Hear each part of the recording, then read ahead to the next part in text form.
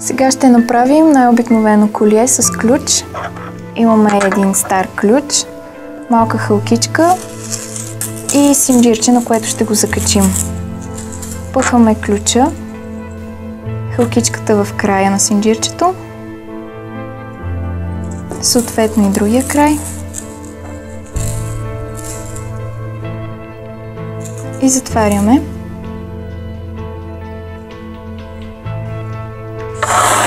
Готово. Направихме това бижу в подкрепа на Key to Free, кампания на А21 за борба с трафика на хора.